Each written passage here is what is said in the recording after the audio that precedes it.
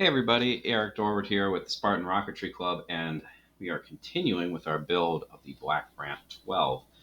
So the fins, the composite construction here is complete. All the lamination is done.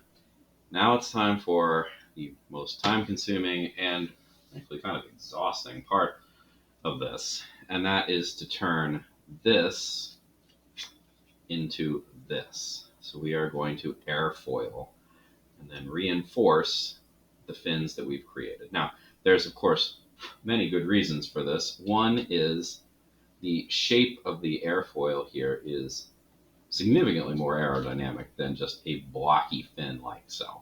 So it'll improve performance. The other thing is that we're looking for realism here, so we want to create something that looks like the actual rocket, and the actual rocket apparently has airfoil fins in it. And so I've done one already. This is time consuming, and it's probably not going to be the world's greatest cinema, but power through anyway. The way that we're going to do this, according to the instructions, is put that away for the time being. So, first of all, I sanded the top of this to get it pretty smooth, to get it flush anyway, because they weren't completely even in a lot of these. But I've sanded them all on the tops. This one's actually the nicest one, so maybe we'll do that for now. I ended up doing that because the process is going to remove a lot of wood from this, but it's not going to really do anything to the top here. So if they're not, all the pieces weren't quite flush, that's a bit of a problem. Anyway, the way that the instructions say to do this, and we'll break them out here for a moment, is so we're supposed to get a sanding block, great, and I'm supposed to line it up with the groove in the where the two pieces of balsa came together, slightly tilt it like this, and then sand back and forth at just a slight angle. And in doing so, I'm supposed to keep going until I've sanded through the entire outside fin and some of the interior fin. And the instructions say, bevel the edge of the fin almost to the center of the three glued pieces of balsa. So I'm supposed to take some out of the middle piece as well. Now, in the one that I made, for the leading edge of it, I did bevel past the center or past the first outside piece and into the center a little bit. I kind of stopped at that point for a variety of reasons. One is it's time consuming, and the other is when you transition between the two pieces of balsa, you're going to be sanding through the glue, and that got kind of messy. So, I probably should have sanded this down a little bit more to get exactly what the instructions want, but it's time consuming. Plus, you got to do it on 4 faces of this. So using the block like this, and I sanded it for however long you watched, and it didn't really do much, if anything. So, I could be at this for quite some time without really doing anything appreciable. So, what I decided to do instead is that I started sanding like this along that joint at a slight angle, just to get kind of a starting point sanded into this. And then, while the sanding block is fine, I mean, it's nice, it's useful, I switched over to just having a piece of sandpaper on the ground here, or on my mat. And instead of moving the block, I'm going to move the fin. And all I'm really going to do is, since I've got that starting angle into it, I'm elevating the fin a little bit here off the ground. I'm moving the fin now rather than the block. And I should also point out that this is a brand new piece of sandpaper. This is also a bit coarser than the stuff that I usually use. So this stuff and the stuff that I use on my block is, what is it? I forget what it is, actually. But this stuff is 220 grit. I think this is like 300 or 320 or something like that. So this is a finer finer grain. This is still considered, it's classified by the people who make it as very fine, but it is coarser, so it is going to grind through this. At least, I don't know, it should go a bit faster. And then if we really need to, we can switch over to a fine grain later. But this is going to take a lot of work. There is a lot of wood to be removed. And you can see the amount of dust that I'm generating already.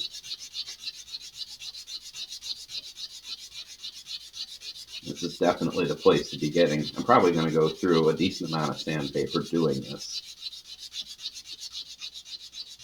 Sandpaper doesn't last forever. As you use it, it of course wears out. Alright, so you can see I've expanded the groove, or the place where it was being sanded, to about here, so like almost an inch, better part of an inch. But I need to take it all the way here. And I have actually sanded pretty much the whole way through the through the first piece. So the angle that I'm using is a bit too sharp right now, because I don't, I want the angle to stop right about, to stop at that groove, where the two pieces come together. So I had it too steep. I'm going to shallow it out a little bit. Try not to take as much off of the end, at least for a little bit. This, having a new piece of sandpaper and having the slightly coarser grit, this is going a lot faster, which is good, because there are a lot of fins to do. Remember, we've made 8 so far, and there are 4 faces that needed to be sanded on each of them. Now, the bottom here is not getting sanded as quickly as the top, and my angle seems to be kind of drifting a little bit. So I'm going to use the block here for a little bit. I'm focusing here more on the bottom because I kind of have it tilted this way.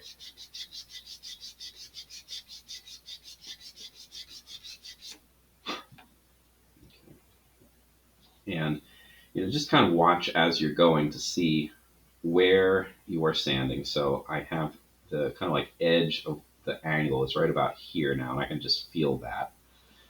Up here on the top, it is almost the whole way to this joint. So that's pretty good. And I have a bit more wood to go through. I'm getting to the middle part of the middle piece of wood at this point, so that's pretty good. Again, I'm going to lower the angle at which I'm sanding here a little bit, because I don't want to take a whole lot more off of the tip of this thing, off of the bleeding edge.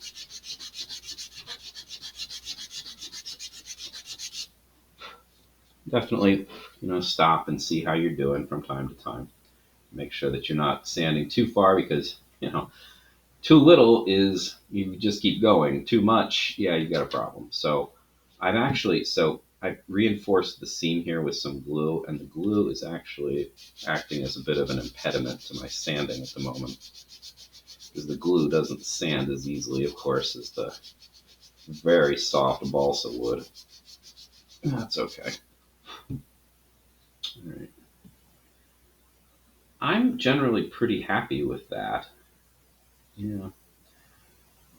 I'm going to do a little tiny bit more, and I now have it. I'm pushing the plane that we've sanded here, because I just want to remove some from the whole thing, but not a whole lot more.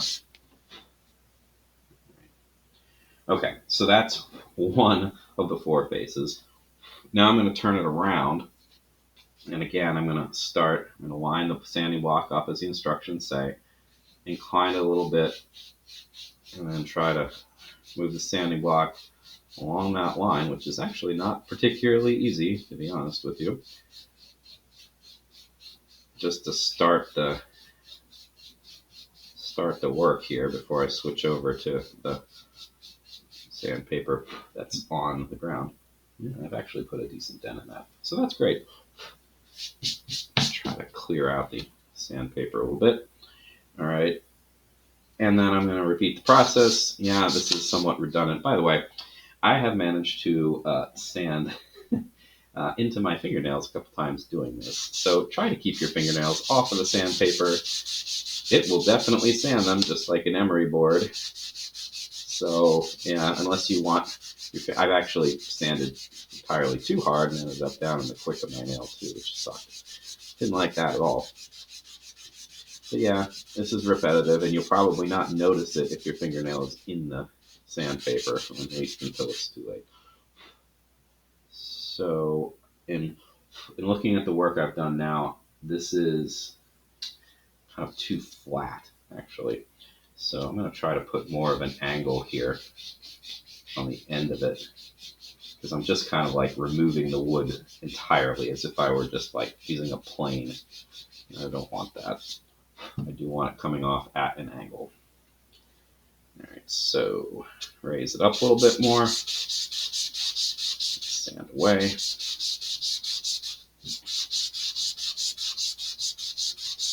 This is not really the most exciting cinema, again, that you could ever watch, but it's got to be done. You got to do it at least once so you can see what's going on here. I'm trying to raise the fin up here a little bit too, because I feel like the angle that I'm sanding is too shallow. Yeah, see, I'm not really removing a whole lot this time, at least from the bottom. The top is making some progress, but I feel like the bottom is not getting enough treatment. So I think what I'm going to do is, again, I'm going to switch to the block here, and I'm going to try to focus on the bottom. I don't think the angle there is quite what I want. Right. Okay. Yep. So continuing on.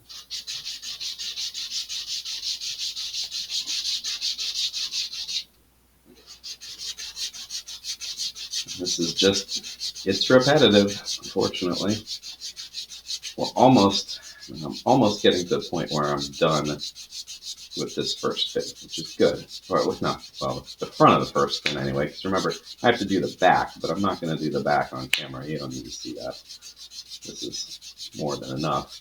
And yeah, this is somewhat repetitive too, but there is a step after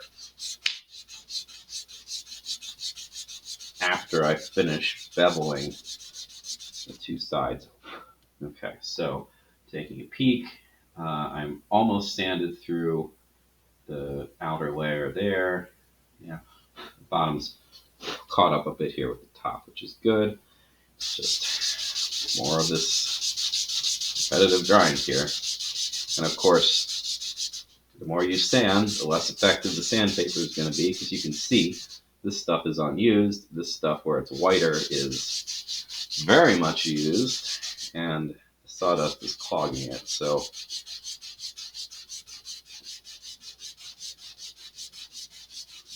I don't think at this point it's that the sanding action is removing the sand, the grit from the paper. I think it's just it's clogging it. So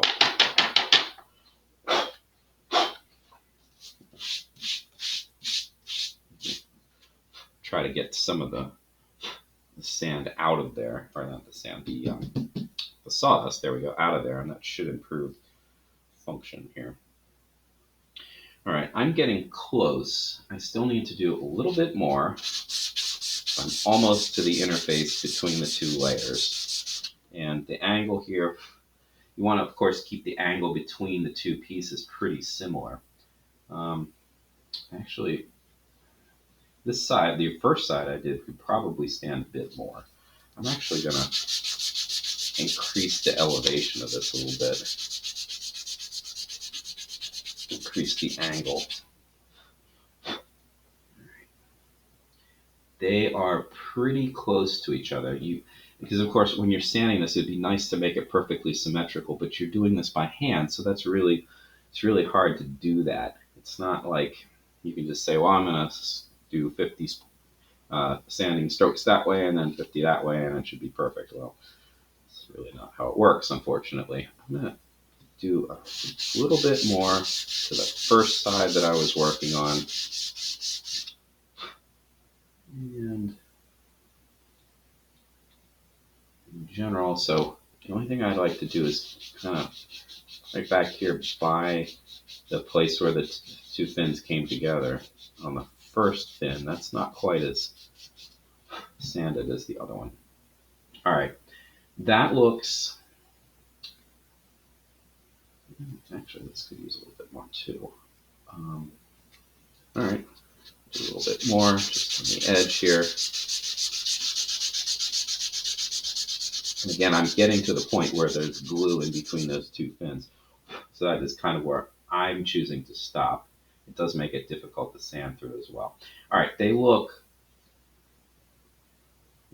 pretty balanced. All right, so the last thing you need to do on each face of the fin is, well, first of all, you notice there's a little burr there from being in the wood. That doesn't matter because we're going to round this. Now, I probably haven't sanded this as deeply as the instructions suggest. They probably won't, I think they want me to go a little bit farther. But I'm okay with this. This is, it's your rocket, it's personalized, right? How far you want to fully bevel this.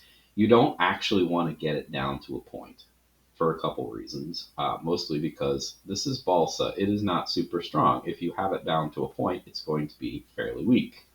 So we're just going to round it at this point. So back to the sanding block.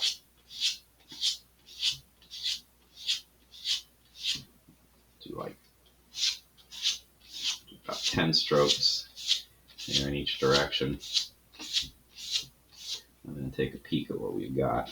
And I've got a little bit of like fraying here. So I'm going to try to sand that off. All right. That's a little unbalanced there at this end. And this is basically how you usually round a fin. Well, that's all we're doing here, but we beveled it first. There's a little bit more work there.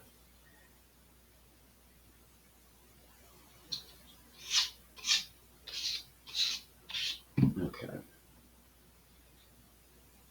No, still not quite right.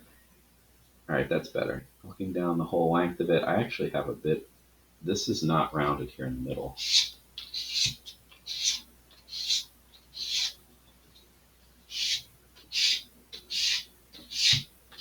I'm sure if you've rounded a fin at this point, you notice that it doesn't always round uniformly. Like you tend to get more action, more sanding action out of the front and the back here, but it's harder to get in the middle.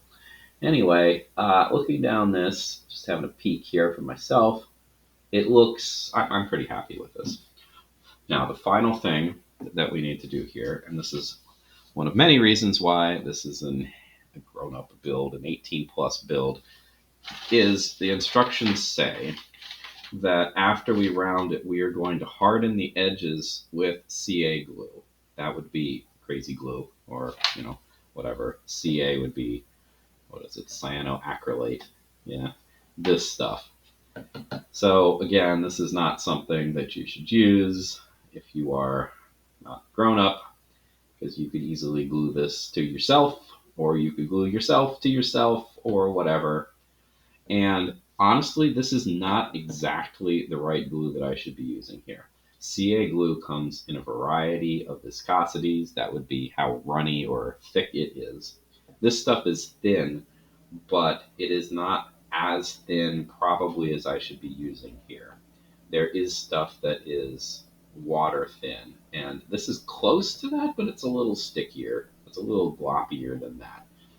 What you assuredly don't want to be using is a gel, which I don't even have. I don't super love the gel. It has its uses, but yeah. So be careful with this. The sole purpose of using this stuff is not to stick it to anything, but it's to harden the outside of that leading edge. Because again, this is it's a big build. It is a fairly potent motor that we want to be able to use here. And There's all sorts of reasons for hardening it. So I'm just going to try to put the slightest bit here. Now I'm going to do it in two phases. So I'm going to do one side and then the other. I'm going to put a little glue there, and I'm going to spread it out as best as I can just with the nozzle here, because we don't want it to be gloppy in any particular way. I'm going to do the same thing to the other side. And you don't, again, this is not to glue anything, so you don't need much, you don't want much. The only purpose here is, again, to harden it.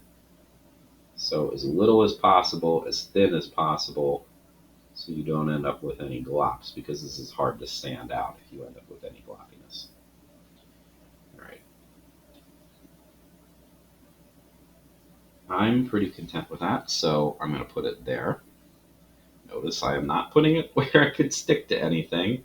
I am actually somewhat concerned, and I will be watching it because this stuff dries very quickly, of course, but the air conditioning is running right now, and the last thing I want to have is for like the little gust of air conditioning to blow it down here and glue this thing to my sanding block. That would be a royal pain. All right, so anyway, I've completed one of these, and I've glued both sides of it. I actually, when looking at this, I did an okay job, I guess, with the crazy glue, but I can, it's not as uniform as I would like. I will probably try to sand that a little bit, but it doesn't sand particularly well.